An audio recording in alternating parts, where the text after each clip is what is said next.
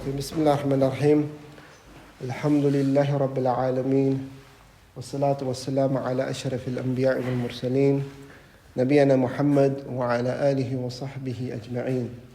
السلام عليكم ورحمة الله وبركاته.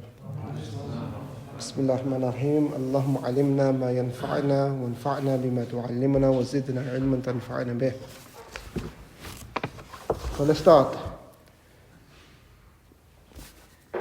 Brothers, this is going to be a short nasiha, and we're going to look at one or two ayahs of the Quran, just so that we can connect it to the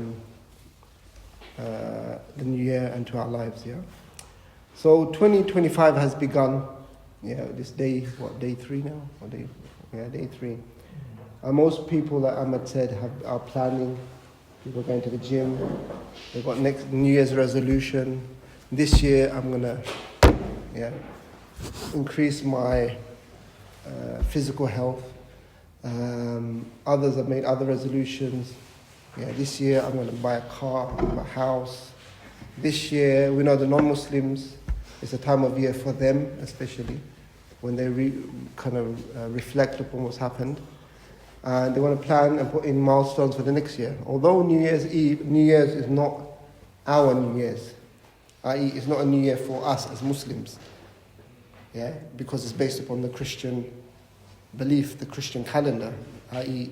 since the birth of Isa alayhi salam. I think most of you guys were there for the Qiyamul Layl. We had a nice deep dive about that the other day, but we can use this still as a milestone, as a point of reflection, whether it's a new year for us or not. It's still a point in time which we can use as a reflection. And a lot of people, even us as Muslims, we look back at, what happened last year? What did I do? What were my goals? What did I plan? Some of us don't plan. Some of us just let the year go in and year come. Finish, start, finish, class, I'm in the grave, But others, they reflect. And it is a time of reflection for many. But without the guidance of Allah, nothing we plan is going to be relevant. Because there's a lack of connection to the divine and Allah's will. So no matter what we do, and even us as Muslims, we want to plan for the next year, reflect on the previous year. If it's not connected with Allah subhanahu wa ta'ala, with what Allah subhanahu wa ta'ala wants, and what Allah subhanahu wa ta'ala wants us to follow, then it's lacking in barakah and benefit. And it will be irrelevant. And we know that Allah subhanahu wa ta'ala says, so 2025, another year has gone. All of us have gone a bit older. We've increased by another year. Allah subhanahu wa ta'ala says in the Quran, بعد أعوذ بالله من الشيطان الرجيم بسم الله الرحمن الرحيم اقترب للناس حسابهم وهم في غفلة معرضون. That اقترب للناس حسابهم, that their hisab, accountability, has come closer. اقترب means comes closer. And we know in Surah Al-Qamar, Allah subhanahu wa ta'ala says اقترب الساعة. When اقترب الساعة وانشق القمر. The hour has drawn, the hour has drawn closer, and the moon has split. What is the hour? The hour is the hisab, the reckoning, the judgment, where we will be put on the spotlight. And then Allah subhanahu wa ta'ala says, اقترب للناس حسابهم وهم في غفلة معرضون ما يأتيهم من ذكر من ربهم محدث إلا استمعوه وهم يلعبون. So the reckoning of the people has drawn closer to them, i.e. the accountability, while they are negligent. وهم في غفلة غفلة. Allah subhanahu wa ta'ala says they are ghafla, in a state of ghafla. So your accountability has become closer. Another year has passed. Another month has come closer. Another day has got past. And your accountability is coming. You're reaching to the end. And hum fi ghaflatin mu'ridun, and they are in a state of heedlessness. Heedlessness means They're not paying attention to the signs, the indicators, the ayat of Allah, the indicators that saying, look, all this play, this pleasure, this lack of concern for life, lack of concern for Allah, all of this, is heedlessness. So when Allah says is coming closer, this is the state, this is the situation we're in, or the people are in. And it's mainly talking about non-Muslims, but we as Muslims can fall into this as well. So Allah has mentioned this, that the accountability of man has come closer, and he is in a state of ghafla. He's heedless, and we see this. On the New Year's Eve, we saw this. Everyone's cheering, all the countries are cheering, who's got the best fireworks display. Dubai, Muslim countries, got some of the biggest New Year's Eve. It's a celebration of Isa's birth, according to them, obviously, Jesus' birth. Muslims are trying to compete in this. So, for us as Muslims and believers, and the ones who do not want to be in a state of ghafla, in a state of heedlessness, it's important that we focus on muhasab al-nafs, self-accountability. So whether it's Muharram, which I think it's Rajab now, Muharram when our New Year starts, or even if it's this New Year, it doesn't matter. It's a point in time where we're taking accountability of everything. And accountability for us as a mu'min and believer should be muhasab al-nafs, i.e. self-accountability. And it's a famous, many of the scholars of Islam talk about muhasabah, where you're accounting yourself, Ibn Qudama, rahimahullah alayhi, in his book, Minhaj al-Qasidin, said, know that the most hostile of enemies to you is your nafs. That is your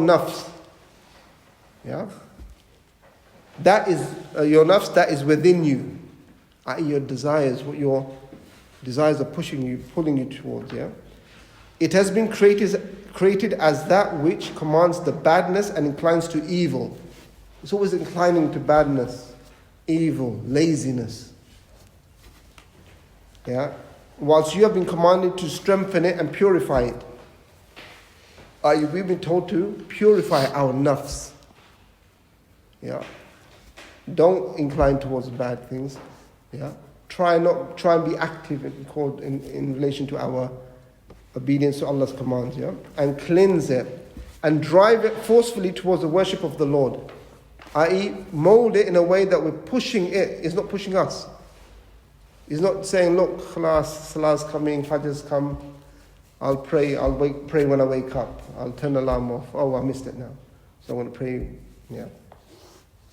You're molding your nafs, you're thinking, okay, if I miss this, then I'm becoming heedless. You miss 1, you miss 2, you miss 3, you miss 10. And then he goes on and says, then if you neglect it, the nafs, it becomes strained and displaced and you will not benefit from it. If, however, you commit to reproaching it and disciplining it, then we hope that it will proceed in tranquility and do not be neglectful in reminding it. So it's like a horse, a wild horse. Have you seen those films where they have those bulls on the horse? Those wild horses and cowboys? That's the nafs. If you don't tame it and control it and bring it under control, that horse is going to take you for a ride and fling you everywhere. And you have no control over it. Whereas if you bring it into control, you tame it, and you calm it down, and when it wants to go this way, you pull it. It wants to go that way, you pull it. You say, no, you're going to go where I tell you to go. That's the nafs. The nafs is that which will take you for a ride if you don't bring it to control. And we see this in our society, in this country. The nafs is what everything is built upon, isn't it? Is what does the nafs want? It wants alcohol, khalas, give it alcohol. It wants haram, relationship, zina. New Year's Eve was the time of maximum zina. You know the stats. The day after New Year's Eve, abortions. Yeah, you know the abortions increase after that. Why? Because they're doing haram. Yeah, it's easy. They're all in a state of fun, ghafla. Yeah. So from the Sunnah, from the Quran, Allah Subhanahu wa Taala says, "Ya ayyuhalladhina amanu ittaqullaha wal tanzur nafsum ma qaddamat lighad wattaqullaha innallaha khabirum bima ta'malun." So Allah says, "O you who believe, ya ayyuhalladhina amanu ittaqillah, fear Allah. وَلْتَنْظُرْ نَفْسٌ مَا قَدَّمَتْ لِغَدْ." And let the soul see what has it sent forward for tomorrow. What has your soul sent forward for tomorrow? What have we sent? It means what actions have you done now and that you sent it to be part of your accountability. So when we meet Allah, we say, "Oh Allah, I did this, I did that." There's some good deeds we have to show. So Allah's saying, reminding us, saying, "Oh you who believe." So this is a reminder to the believers. Because we know the disbelievers, they've sent what they've forward, what they want is haram, kufr, disbelief.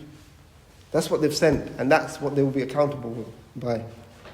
Whereas here, Allah says, وَلْتَنْظُرْ نَفْسٌ مَا قَدَّمَتْ لِغَدْ. See what you look at what your soul or yourselves have sent. Yeah. وَاتَّقُوا اللَّهَ إِنَّ اللَّهَ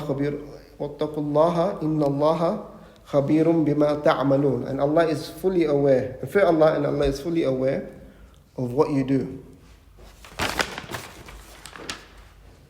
So here, Ibn Kathir mentions in his tafsir that the tafsir of this ayah, he mentions and explains it. And he says, "And let each person's nafs look at what he has sent forward for tomorrow." It means account yourself now. Account yourself before you will be brought to account. Account yourself. Look at yourself. What am I doing? And this is talking to the believers. So Allah has mercy on us, immense mercy. Saying, look, wants us to increase in the good. So it says, account yourself before you will be accounted, and look to that which you have put forward for yourselves in terms of righteous actions for the day of judgment. And your presentation before your Lord, i.e. before you meet Allah. What have we sent?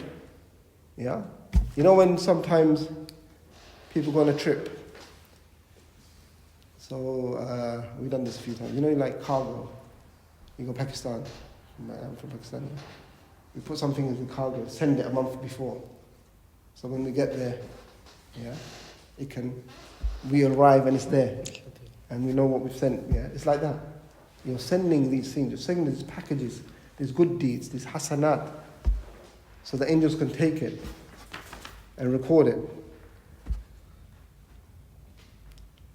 And then Allah subhanahu wa ta'ala says, and how do we do this? How do you do muhasabah nafs? How do you reflect upon yourself? How do you think about, okay, what am I sending forth? And we know in Surah Al-Qiyamah, yeah, Allah subhanahu wa ta'ala says, وَلَا أُقْسِمُ بِالنَّفْسِ اللَّوَّامَةِ. Yeah? And no, I swear by the self-reproaching nafs. The nafs that accounts itself. Allah is taking a qasam. Yeah? Allah says, وَلَا أُقْسِمُ. Yeah? وَلَا أُقْسِمُ. Qasam is, aqsama means like an oath. So Allah's taken an oath by this nafs that reproaches itself, accounts itself. It corrects itself, reflects upon itself, yeah? So Imam Qurtubi, a famous mufassir in the Quran said, and the meaning of al-nafs al-lawwama, i.e. the nafs of the believer which you do not see him except that he blames himself. This is the nafs. He blames himself. Lawwama means blame. Yeah, lama. He questions himself. What did I intend by this action? What did I intend by not doing that action? Why didn't I partake or participate in that good deed the brothers were calling me to, yeah, or the community or the masjid? It is that you do not see him except that he is reproaching and admonishing himself. This is what Ibn Abbas, Mujahid and Al-Hasan and others have said. So Al-Hasan Al-Basri, I believe, yeah, said the believer is not seen except that he's blaming himself. What did I intend in my speech? What did I intend in my food? Yeah, and what do I want to achieve by talking or saying this to myself? And the fajr, the opposite of the one who accounts himself, i.e. the one who does muhasib al-nafs, the opposite of that is what? Is who? The fajr. Fajr is the disobedient, who has no care, no concern. He does as he pleases, does haram. He doesn't think about, oh, subhanallah, did I do this transaction in a good way? Did I speak in a good way? Did I not participate in these good actions as Muslims are doing? Yeah, he's got no concern. For him, it's all about disobedience, as I want, as I wish, like the society. Yeah? And Mujahid, and the famous tabi'in, he said, he is the one who blames that which has gone by and is regretful, and he blames himself, asking himself in regards to the bad, why did I do that? And in regards to the good, why did I not do more of that? So why did I do that which is wrong, incorrect, bad? And the good, why did I not do more of that? And it is said it has blame attached to it. So, a year has passed. Yeah, a lot of us are getting older. Those who are young are becoming teenagers. Teenagers are going into the 20s into 30s, 40s. Some of us are uncles getting into their 60s maybe. We're getting old. Health, yeah, I know my age. I know my health is going weak.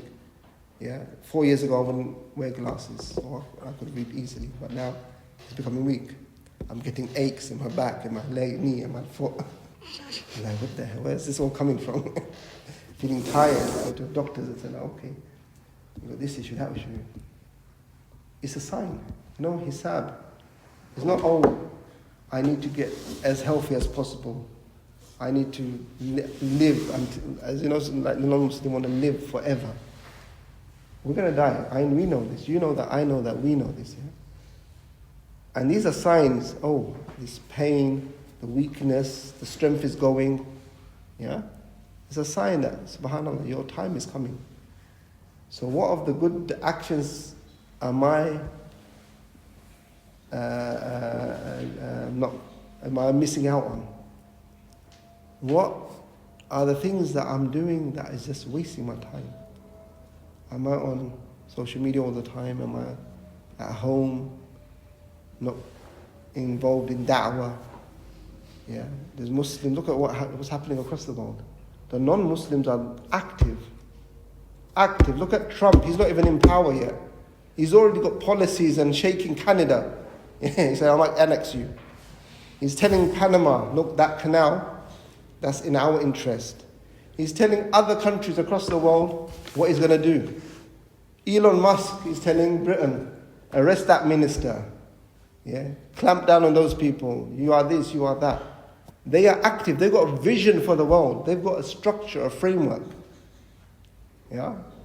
So in regards to dunya, they are very active. They reproach themselves in making sure that they have enough dunya. Yeah, they count themselves. Like Elon Musk probably sits down and goes, it doesn't say subhanallah.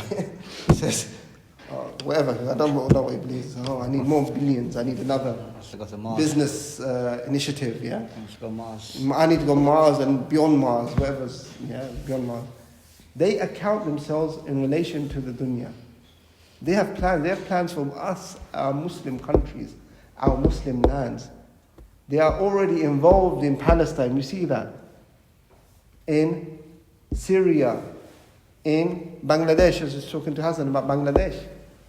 The colonialists have their hands in everything, in all our lands. And it's because of that and lack of accountability on our side about our nafs, that how can I as a Muslim believer allow and tolerate those who Allah has warned us against, those who Allah has cursed. The Yahud have been cursed by the prophets, not just by Allah, by the prophets in the Quran, by Isa alayhi salam and Dawood. And they are governing and dictating our affairs. What kind of believer am I that I'm allowing this? Where my Muslim brothers and sisters are suffering, we are suffering, yeah? We are allowing their non-Islamic culture to spread across our land, yeah? Affecting and infecting our young, keeping us away from the good, yeah? Making us involved in haram actions, fighting like Pakistan and Afghanistan having border fights over who, over what, yeah? They don't even know why they're killing each other on the border. Muslim killing another Muslim. Yeah? A Muslim killing another Muslim is a major sin. Major sin. And our history, since the colonialists have controlled us, has been us fighting and killing each other and having poverty and having division and problems. So only those who have accountability of themselves, like the Sahaba, like the early generations who accounted themselves, but they built and accounted themselves so they can worship Allah and fulfill the vision that Allah subhanahu wa ta'ala has given us. So inshallah, this year, although it's not our new year, 2025, yeah, we should make sure that what initiatives am I thinking about in my remit, in my da'wah, sphere of da'wah? How I know these brothers and these sisters or this community here there's some lack of Islamic activities. What am I doing to create that? What am I doing to increase and promote that? These are the things we should be thinking about. What am I doing to voice and support my Muslim brothers and sisters? What am I doing individually? Am I trying to learn Quran? Am I trying to learn Arabic? Am I trying to learn the ayat of Allah? Am I trying to even be, or is it just a thing I like? And I said, yeah, I'll do that one day. And it's been like 5 years, 10 years, and I'm still saying I'll do that one day. Yeah. So it's a reminder to myself first that, look, another year has passed, the Christian Gregorian year, but for us every day is a muhasabah. Every day, every evening we should be thinking, okay, how did this day go? And we need to have this outlook for the whole year and look back at last year. What happened? What did we do? What are my plans for this year? Allah knows what will happen. We might not be alive 6 months down the road, Allah. Yeah? But that doesn't stop us from planning, because the intention will get reward for that. Yeah? Someone who wants to do good but is unable to do it. Remember the hadith about the one who wanted to do the good, but he will get the reward because he set out, he wanted to do the good. So inshallah, we'll end there. وآخر دعوانا أن الحمد لله رب العالمين.